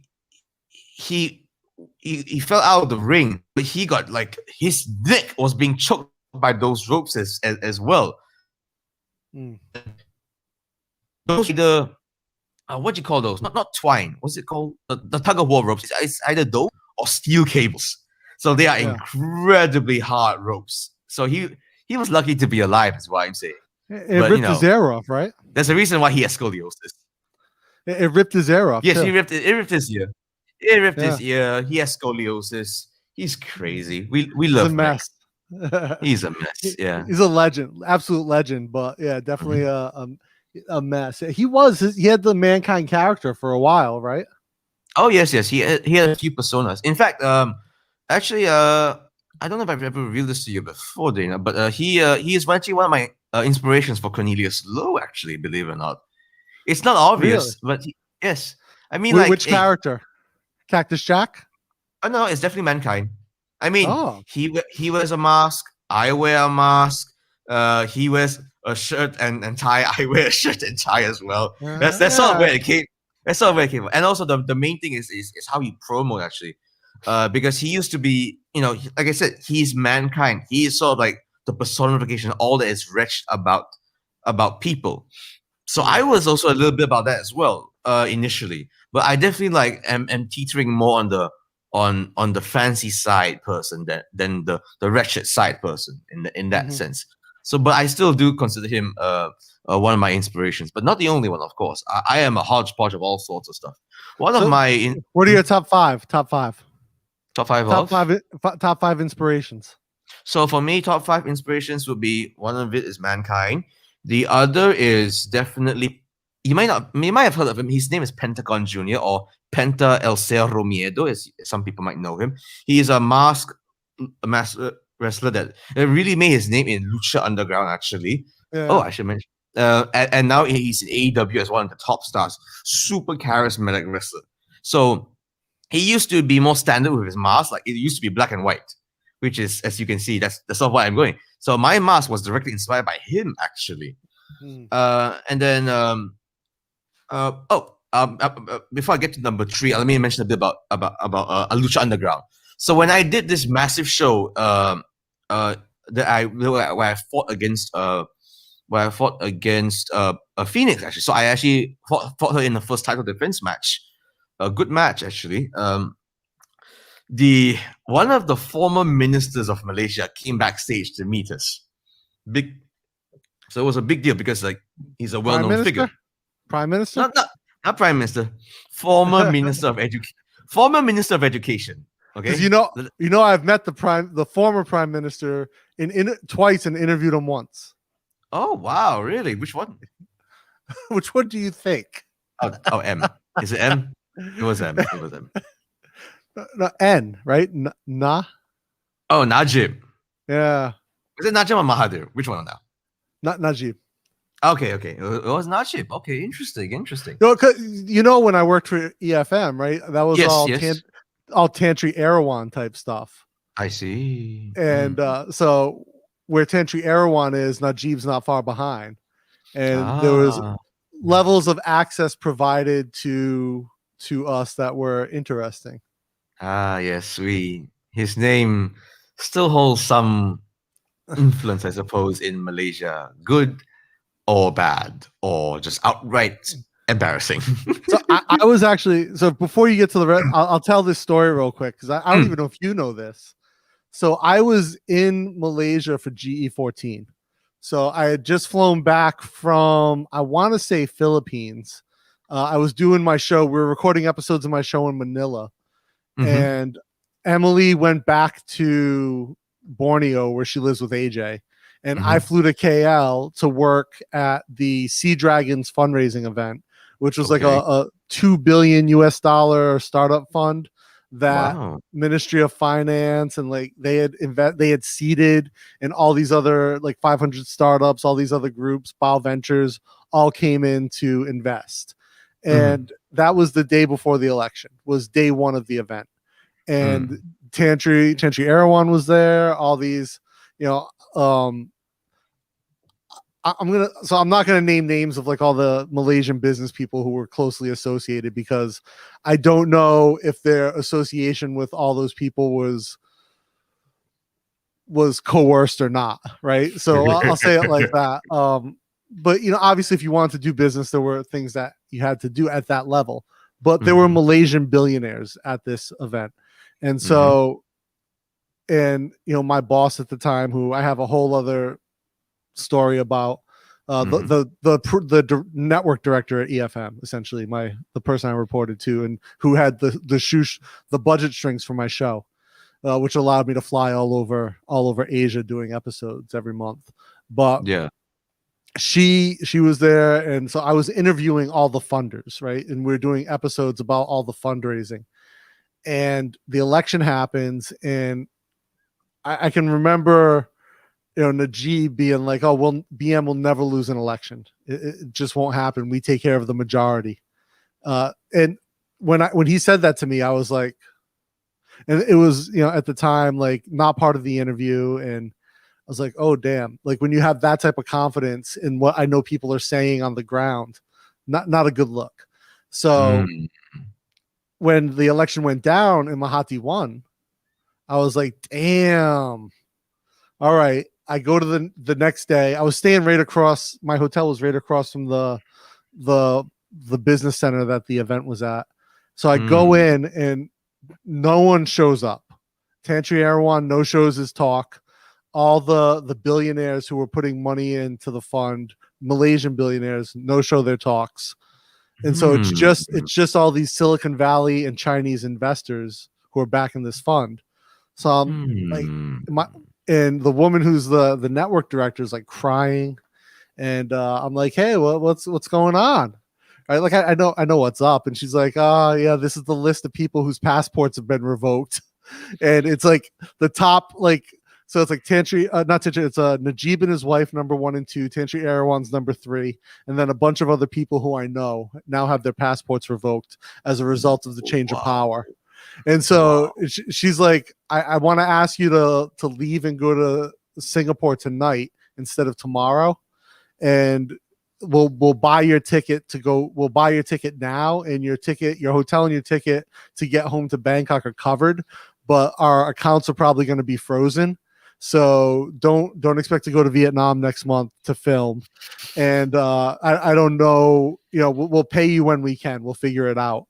And literally they paid for everything, and I left, and then they're like, "Yeah, all of our money's frozen and our stuff are gone. I don't know when we're going to be able to pay you." Eventually they did. It took time, but I was just like, "Damn!" Like, such a crazy, and I'm there's just an outside observer looking on it, and all my Malaysian friends were like, this is an amazing time for them, and there I am in the thick of it, and it's like, damn.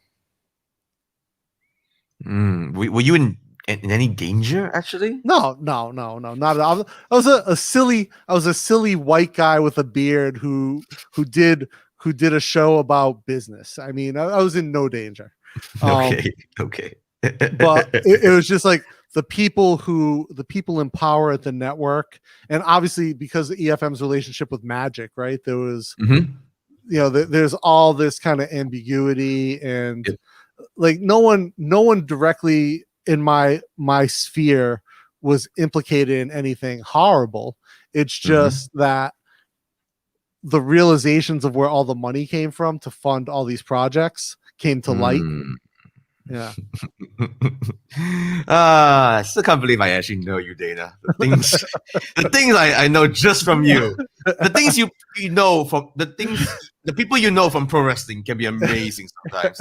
I myself have gotten to know all sorts of people within the pro wrestling world, and they have dealt with other stuff as well, and not just you. Such stories. AJ, man. AJ is like, especially because he was involved in the early days of MMA in Malaysia. And then he's like the OG of Malaysian MMA. Like, he's the guy. And also in Borneo, if you're in Kota Kinabalu with him, he's like a superstar of unbeknownst levels. Like, people see him in the streets, and he's like Rocky for KK. Oh right? yes. And like, I remember being up, Jib and I were out in Kota Kinabalu like 5 years ago, maybe 6 years ago, and AJ and Emily took us and our other friends up to the national park at Mount Kinabalu. And everyone who sees AJ, like, we stopped at this little village market, and then AJ walks us around the park. And now you're already at elevation because you're at the base of the mountain, and so you're a little bit up. And he's like, "Oh yeah, I come out here like once a week, and we do sprints up and down the hills." And I'm like, ugh. Yeah, yeah, he's still a freak athlete. Yeah, and then he's at the time he was in his early 40s. Now he's past 45, Oh my but god. he's still jacked, absolutely shredded. But so they take us to this restaurant in the national park. It's like a Malay or a Borneo. I forget what the native Sabins. It's like a Sabin food buffet. There's many ethnicities there, so it's hard to tell sometimes. But it was amazing. Like all the food in Malaysia. I love Malaysian food. I think it's second to Thai food in Asia, in my opinion. And easily, and Singapore's at the bottom. Of course. But so everyone at the restaurant knows who AJ is, right? And they're just like all in awe of him. And it's like he's such just a humble, down to earth dude. I mean, he's such a great guy. And you know, him and Emily are they're really good friends of Jib and I, and you know, we love them to death. But yeah, AJ, like to see him and like he's just so grateful for like people like remembering who he is. It's kind of it's heartwarming to see. Yeah.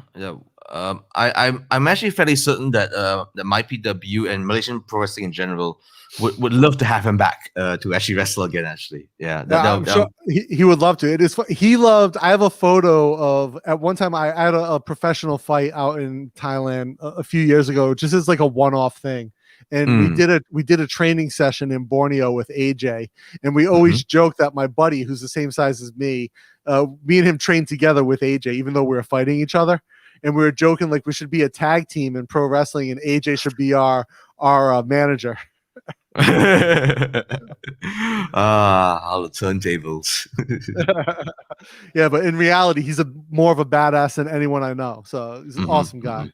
Definitely. Yeah. So anyway, I got to wrap this up in like 20 minutes. So I want to know your top 5 inspirations. Okay, my top 5 for Cornelius Low. For Cornelius Low, yes. So I mentioned Mankind. I mentioned Pentagon Junior. I have to mention Daniel Bryan as well. I'm very informed of his like his whole thing of being the whole package and how he wrestles. Like I'm very influenced by him as well. Who else was I very I can see your style being very heavily drawn on Daniel Bryan's style, the physicality and the technicality of it. Yep. And I think that plays well with you and him are both smaller size guys for the craft, and so I don't expect to see you power slamming Gotham, right? But no. I expect to see you duck under, cut behind, get his back, trip him, and you do that, and I love that about your style. Yep. So I really take into account my size. Basically, I don't do stuff that doesn't make sense with my size. I'm not going to carry you. I'm going to climb on you, in that sense. However, I would say you and AJ are probably the same size. And I've seen AJ power press them over his head and throw them out of the ring. Oh yes, I remember that. Yeah, that was a good time. Yeah, that was a good time. Yeah, someone who was considerably bigger than him. But AJ's a monster, so you expect that. Of course. Yeah, he's like just meat on meat. Okay, he looks like just beef hanging in a cooler. Yep. Who is my number 4? Oh, I cannot recall. Do I have? I don't. I think I have to leave it at 4 right now because there is one guy I want to mention, but I have to mention him with a giant disclaimer. Giant. Wait, no. Okay. I remember that. I do have a number 4 actually, and it's related to number 5. Number 4 is a guy named Pete Dunn. He's a British professional wrestler. Yeah. He's actually someone that I saw. I didn't give too much credence to him initially, but I could tell he was a very good wrestler. But over time, I realized, wait, I'm starting to wrestle like this guy because he loves to do small joint manipulation stuff, and he will bite people. I bite people, and then he also wrestles a very technical style, which I also take a lot of inspiration from. The 5th person is actually someone that he wrestled in the Cruiserweight Classic qualifiers, a WWE Cruiserweight Classic qualifiers. And this is the guy that I had to mention with a disclaimer. Because, okay, we're going to get into a bit of serious territory, Dana, if you don't mind, yeah? I love it. Good. Because this guy, I believe he is no longer wrestling currently. In fact, he is almost considered persona non grata in professional wrestling. His name is Jack Gallagher, and he is. Do you know about him? Yeah, I know who he is. Mm-hmm. He used to do MMA, if I'm not wrong, right? He did. He did used to do MMA before. So he is a very British technical wrestler. He had his whole British gentleman gimmick actually sort of did influence me a little bit, actually, with the whole outfit and stuff. Yeah. So he really impressed me in a way, because although he was someone that, yes, he was very technical, but you could also tell he had also an incredible sense of character as well. He was the first person I saw that did a gentleman, like a British gentleman gimmick, but as a face, as a good guy, actually. And then came out the whole thing, the whole speaking out movement. Do you know about that, Dana?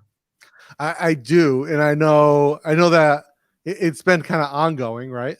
Yes. It sort of died down a little bit with the whole trend thing, but there's still cases that's still ongoing. Essentially, what happened was, I don't know how it got started, but then it basically, the floodgates came out that there was this wave of misconduct from many professional wrestlers. So many professional wrestlers, from people within WWE, within the independents, especially in the UK, but also in the United States as well.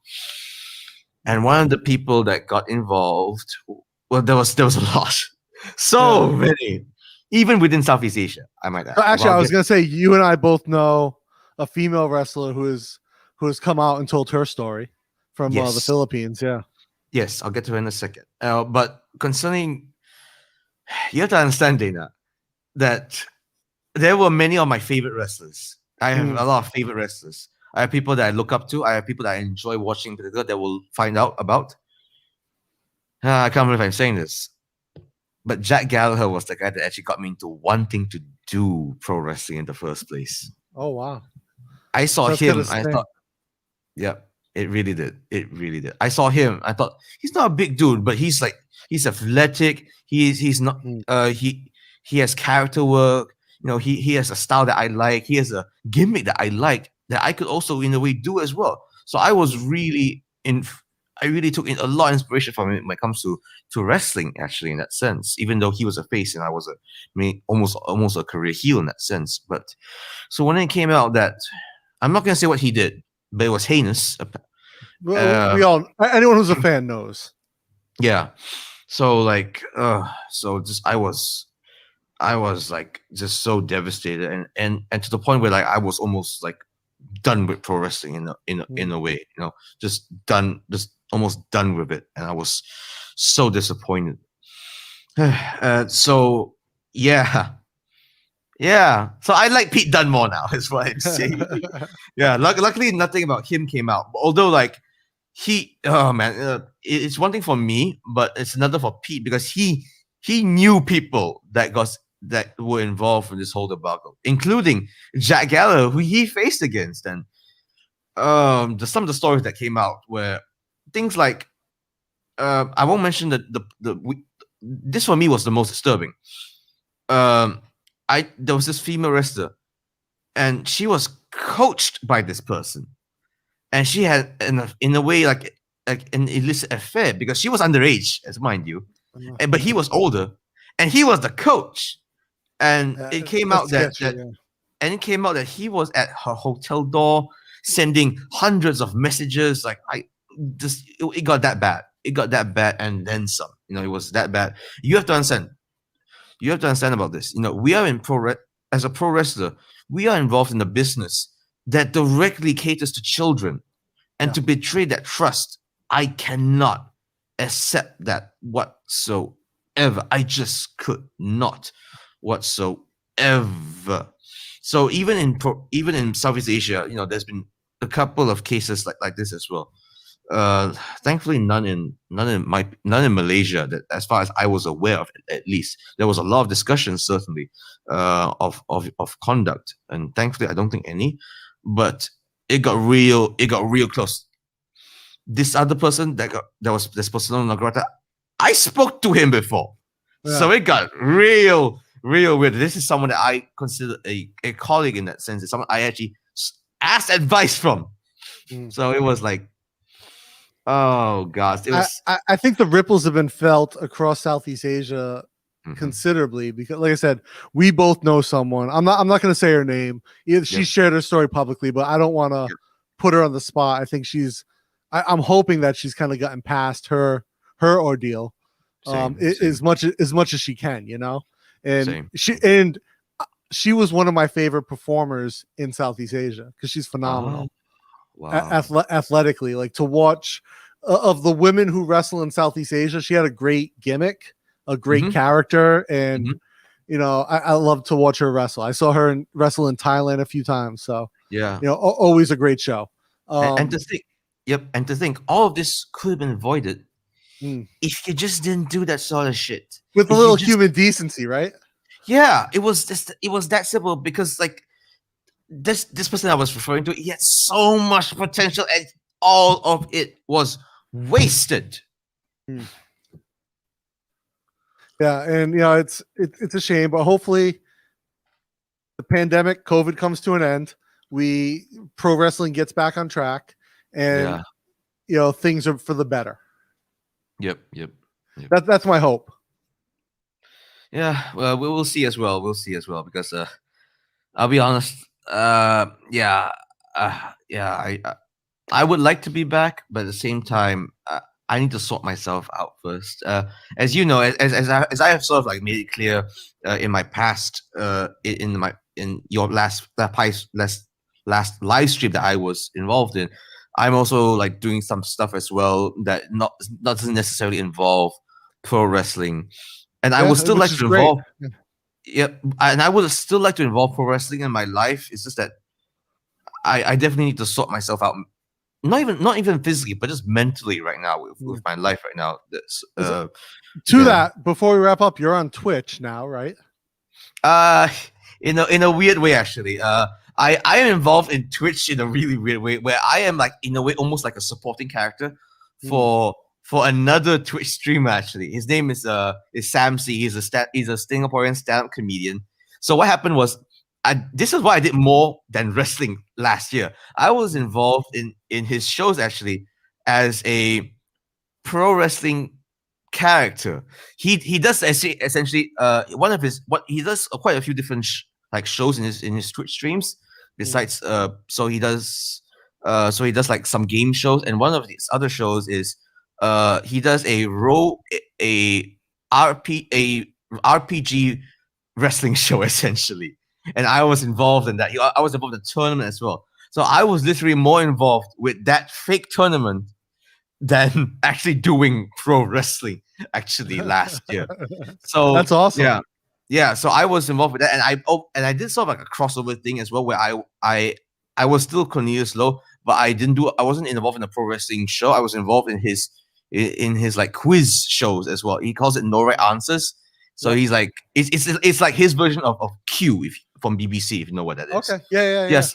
So I was involved in that, and he was very happy with my performance. I would like to be up there again. So you can check me out sort of on Mr. Sam C's channel on Twitch. So I'm plugging his channel as well, because that's sort of plugging me as well. How about the other project that you and I have talked about, another project that you have in mind?